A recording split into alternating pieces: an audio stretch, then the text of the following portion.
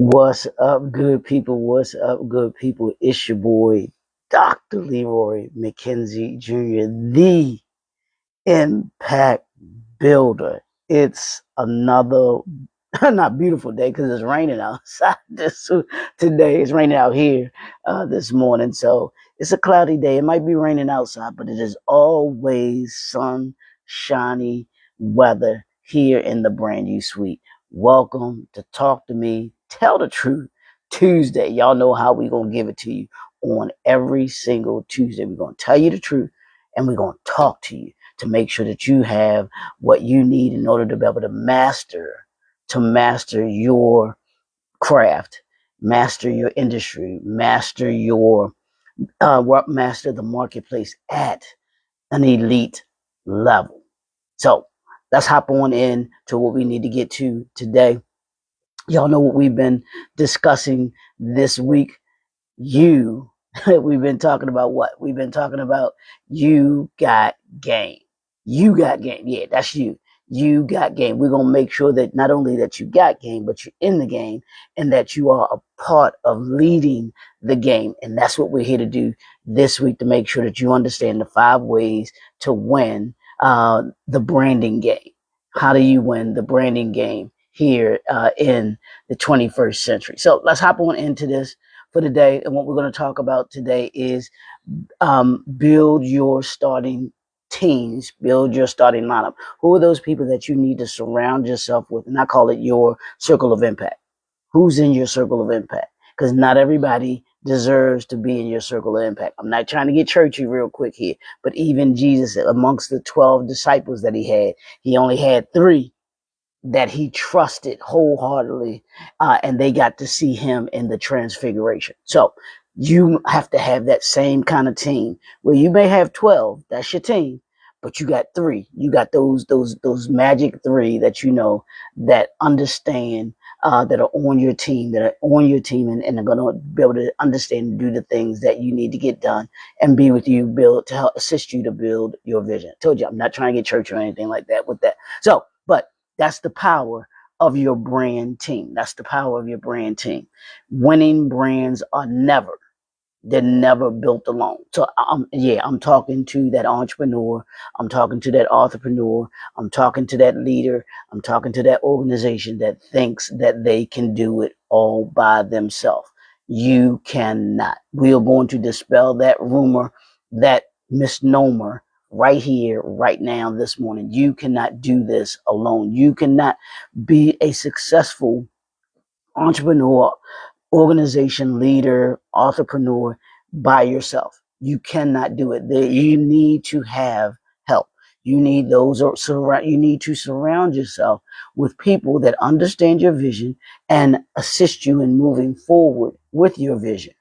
And if that comprised of people that work with you, that work for you, and those that you serve, because they assist you to put your vision forward as well by supporting you, by supporting your products and your services that you have. So let's talk about who your team should include. And this isn't the total list, but these are part of the people that you want to think about making sure that you have around you. Really quickly this morning, you want to have strategic partners. This is probably the one of the most important ways for you to be able to grow your brand in a faster way here in this 21st century way, because partnerships and relationships are resources. And what happens when you have a strategic partnership, it allows you, and I was talking about this last night on a workshop that I'm a part of and was doing last night when we were talking about branding. One of the things that strategic partnerships allows you to do is to be able to gain access to a network that you would not readily have access to. If you have a partnership, you get into a partnership, a collaboration, they have a network, you have a network. They have access to your network, you have access to their network. And what you're building with those networks is a business ecosystem. That's probably one of the biggest things that you gain from having strategic partnerships. Now you want to have a strategy, and you want to be able to vet those that you partner with, because you want to make sure that it is a match, and that the people that you're partnering with are people who can either be there for the short term, which is what you want, or understand that they're there for the long term. Those are going to be two types of partnerships that you get into, but you must do the vetting to understand going in which type of partnership that is, strategic partnership it is that you are building. The second person on your team should be a mentor or an advisor, someone who's been where you're trying to go to. I've told this story before. Years ago, I went to this men's conference, and we're on the bus, and we're heading towards one of the workout workshops. And so this young man, he's on the bus. He's on the bus, running his mouth, big time, talking all kinds of trash, whatever. And I don't even forgot what the conversation was about. And there was an older gentleman on the bus. He said, "Young fella, let me tell you something." He said, "I've been where you're trying to get to." And that has always stuck with me. He said, "I've been where you're trying to get to." That's what your mentor brings to you. They've been where you're trying to get to. One of the things that I try to do is to be someone who can be supportive in that way, where the entrepreneurs and entrepreneurs that may be my clients, or even not my clients, but that I share information with them, speaking or whatever. I try to give them things that I didn't have as I was coming along in my entrepreneurship journey, in my author journey, because it will assist them to be able to have that knowledge and information so that they don't bump their head against the wall like I did. I bumped my head against the wall so that you don't have to bump your head against the wall with most things. Now, there's going to be some things that I believe, just truly believe, life is going to life. You have to go through it in order to be able to understand. But having a mentor, having an advisor, someone you can lean on to make decisions and kind of guide you and help you to navigate, assist you to be able to navigate. They don't have to make the decisions for you, but they can assist you to navigate through the decision making process. They can be a part of assisting you to walk through it and understanding what needs to be done and everything like that. So that's the second one, is your mentors or your advisors. Next is your employee and your contractors. You have to understand that you have an internal customer and you have an external customer. Your internal customer are your employees, those that work for you. And you want to make sure that you listen to them. Listen and hear what they're telling you, because they do the day to day. You're not there to do the day to day activities as an entrepreneur, as a leader, as an organization. You're not there to do the everyday, day to day. So they're there, do it every single day. They're there, so they have a greater understanding and pulse of what's happening, and they can assist you. And by listening to them, when you listen to those that work for you, trust and believe, when they feel as if that they're being listened to and that they're being appreciated, and their suggestions matter, it goes a long way for creating a long-term working relationship with them. They will definitely, they'll be there when you need them. They'll show up. They'll be the type of employee, loyal employee that you need in order to be able to grow your vision.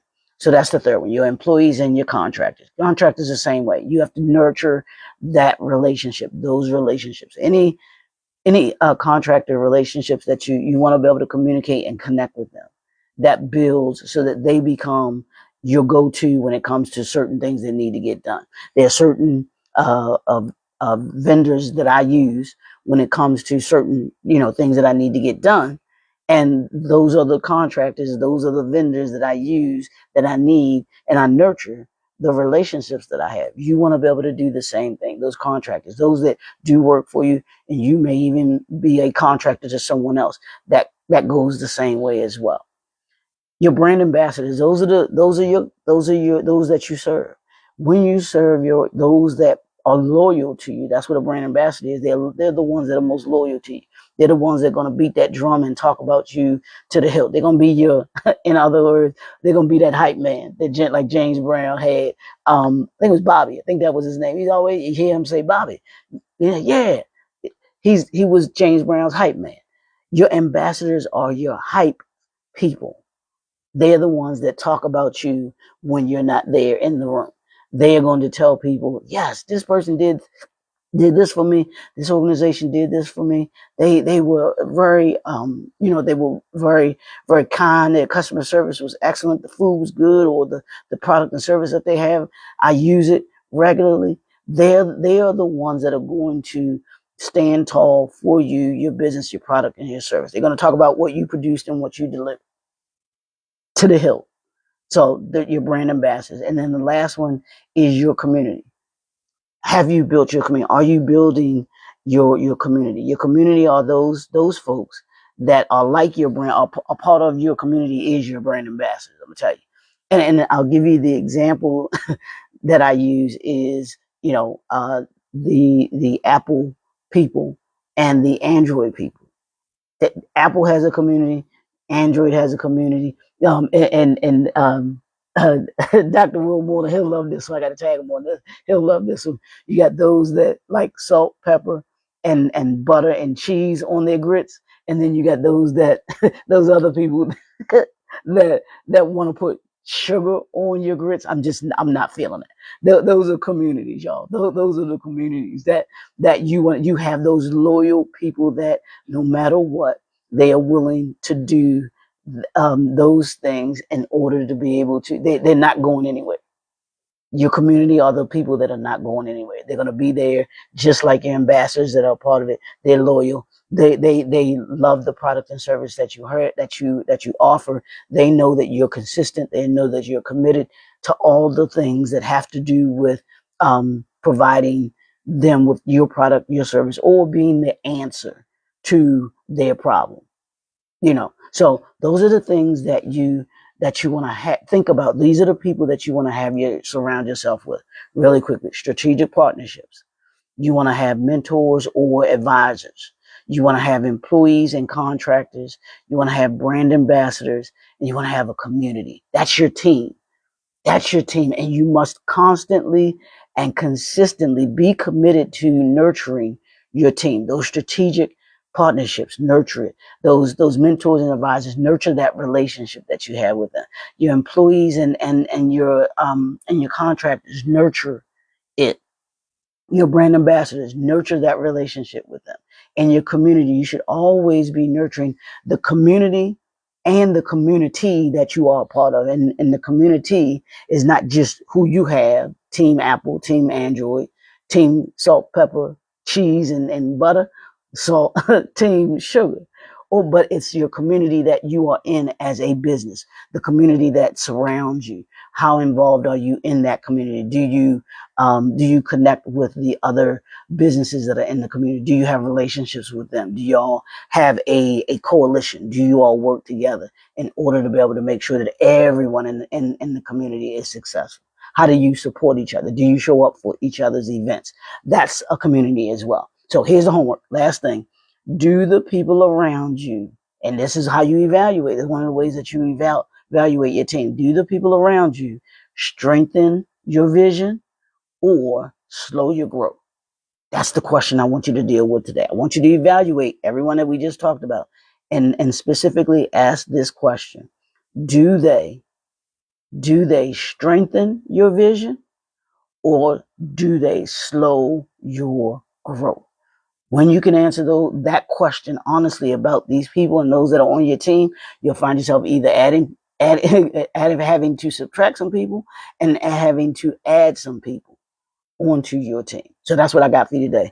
It's your boy, the Impact Builder. Don't forget, hop on over to the YouTube channel. You can go there. I need you to subscribe, like, comment, and share. Share this with another entrepreneur, another organization that you believe can are someone, or they are an organization that wins. They play to win. They are winning, and they got game. And they need to understand the 5 ways to win the branding game. It's your boy, the Impact Builder. Don't forget, we can go into greater detail.